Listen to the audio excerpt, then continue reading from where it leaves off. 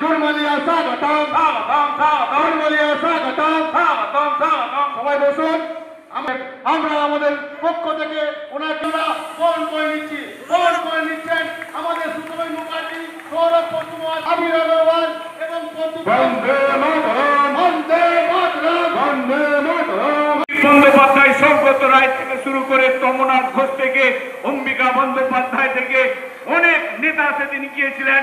মেদিনীপুর থেকে প্রদ্যুৎ দাস, মেয়র রোডে আমরা চোখে কাদারা গ্যাসের ধোঁয়া নিয়ে যেভাবে নিজেদের এই 13 জন শহীদকে আজকে আমাদের 21শে জুলাই প্রস্তুতি সভা ছিল।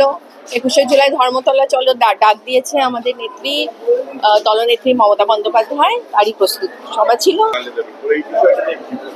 এটা কিছুই বলার নেই, কারণ একদিকে তারা বলে যে আমরা নাকি সবাই এই ভারতবর্ষে আমরা সবাই নাকি ইউনাইটেড, সবাই সুন্দরভাবে আছি, ভালোভাবে আছি, অথচ ভারতবর্ষেরই রাজ্য পশ্চিমবাংলার মানুষদের পরিযায়ী যারা আমাদের লেবার্সরা আছেন, মাইগ্রেন্ট লেবার্সরা যারা আছেন, তো তাদের ওপর যে দৈনিক অত্যাচার চলছে। জয়হিন্দ কলোনির মতো জায়গা, ওয়াসন্ত কুঞ্জে, সেখানে এরকম একটা ভিন্ন কাজে তারা মেতেছেন সেখানকার গভর্নমেন্ট, এবং সত্যি আমরা ভাষা হারিয়ে ফেলছি যে তাদের দোষ কি যে তারা বাংলা বলছেন, তারা বাংলার মানুষ। তাদেরকে দাগিয়ে দেওয়া হচ্ছে যে না, তোমরা এখানকার সিটিজেন নও, তোমরা ভারতবর্ষের নাগরিক নও, তোমরা বাংলাদেশি, তোমরা মুসলিম। এটা কি ধরনের?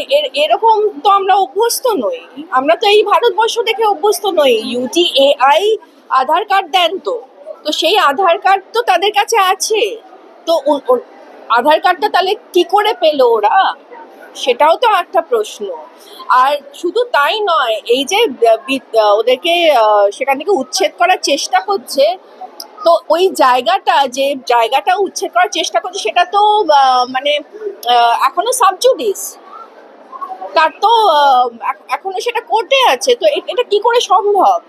এবং তাদের ইলেকট্রিসিটি কেটে দিচ্ছে, তাদের পানীয় জল কেটে দিচ্ছে, এবং আমাদের ইমিগ্রেন্ট ওয়ার্কার্সরা যারা ওখানে বসবাস করেন তারা নিজেদের টাকা দিয়ে পানীয় জল নিয়ে আসছে, বা জলের ওই যে গাড়িগুলো হয় সেইগুলো কিনে ভাড়া করে নিয়ে আসছে, জল কিনে আনছে, সেটাও দিল্লি পুলিশ আর র্যাফ তাতে বাধা দিচ্ছে। এটা কি? মানুষকে জল খেতে দেবে না, মানুষকে বাঁচতে দেবে না? এটা কি ধরনের আচরণ?